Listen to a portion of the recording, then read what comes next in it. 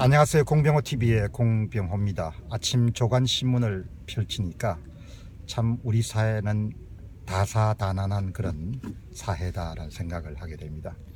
매일 까도 양파처럼 뭐가 나오니까 말입니다.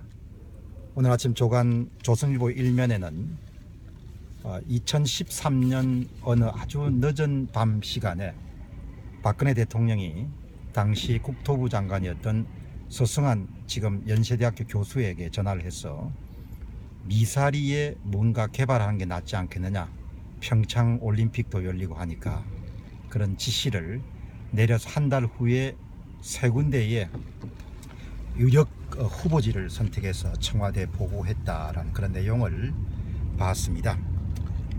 그 내용을 보면서 저는 어떤 생각을 하게 됐는가 하니까 참 이분이 열심히 최순실 씨 거를 많이 챙겨주셨구나 하는 생각을 하게 됩니다. 최순실 것을 챙겨주시기도 했지만 두 사람의 계정이 만일 통합되어 있다면 그것은 또 자신의 이익을 챙기는 것일 수 있다는 그런 오해를 삼을 수 있는, 오해를 또 구실을 제공할 수 있는 그런 검찰 조사 결과였다고 합니다.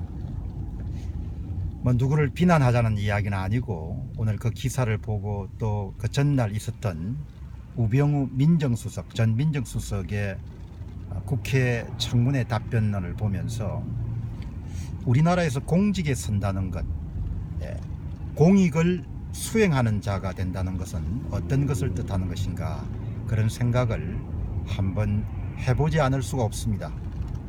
공익을 수행한다는 것은 사익을 수행하는 사람하고 달리 뭔가 좀 달라야 된다고 봅니다. 일단 공직자가 되면은 그분이 선출직 공직자건 아니면은 전통적인 의미에서의 공무원이건 간에 일단 정해진 시간에 관청에 출석을 해야 되고, 그것도 의관을 정제하고 옷을 잘 차려입고 출근을 해야 되고, 어떤 의사결정을 내릴 때는 항상 이것이 사적인 이익을 추구하는 것처럼 다른 사람들에게 비추어지지 않을까, 적법하더라도 그런 오해 삼을 수 있는 그런 부분은 가능한 피해야 되겠죠. 그리고 어떤 사람을 만날 때더라도 또 오해를 살 수가 있다면은 주변 사람들에게 배석을 시켜서 그런 오해를 불식하는 부분도 필요하지 않겠냐는 생각을 하게 됩니다. 공익을 추구하는 그런 사람들에게는 엄격한 그런 자세와 태도가 요구가 됩니다. 그리고 공직자가 되면은 특히 대통령이라든지 장관처럼 이렇게 고위직 공직자가 되면은 자신이 사용하는 시간이나 비용, 그리고 자신이 만나는 사람들에 관한 각종 정보는 절대로 개인적인 사적인 것이 될 수가 없죠. 프라이버시 대상이 될 수가 없다는 것입니다. 공적인 임무를 수행하는 사람들은 공무를 수행하는 동안에 본인이 행하는 말과 그리고 글과 그리고 태도와 의사결정과 시간 사용과 같은 이런 모든 부분들이 공적인 것이라는 생각을 가질 필요가 있고, 또 그것이 가질 필요에 그치지 않고 그것은 당연한 사항이지 않겠냐는 생각을 해보게 됩니다.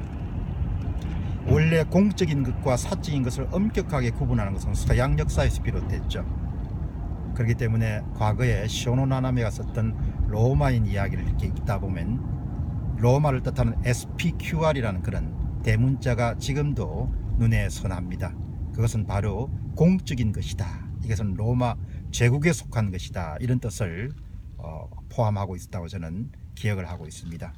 그러나 이제 우리 역사에서 보면은 우리는 유소년기부터 이렇게 활동을 할 때 공적인 것과 사적인 것을 엄격하게 구분하는 그런 훈련이 잘 되어 있지 않습니다. 그렇기 때문에 20세에 고시를 해가지고 높은 자리에 올라간 사람들도 실수를 하게 되는 것이죠.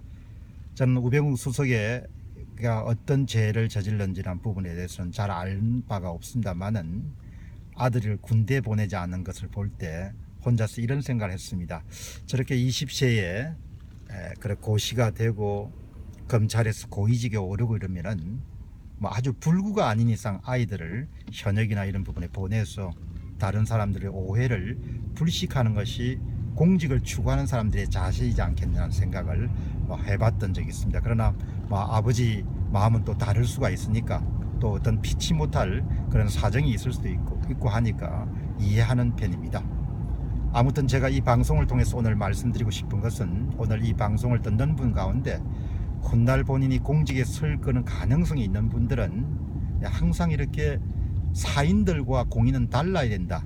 그리고 그런 업무를 수행하는 데 따르는 불편함이라든지 이런 것도 기꺼이 감내해낼 수 있는 그런 용기, 또 지혜, 아량, 관대함, 그런 결단들이 있을 때 우리가 모두 선망하는 그런 공직에 오를 수 있는 자격이 있는 사람이지 않겠냐는 생각을 하게 됩니다.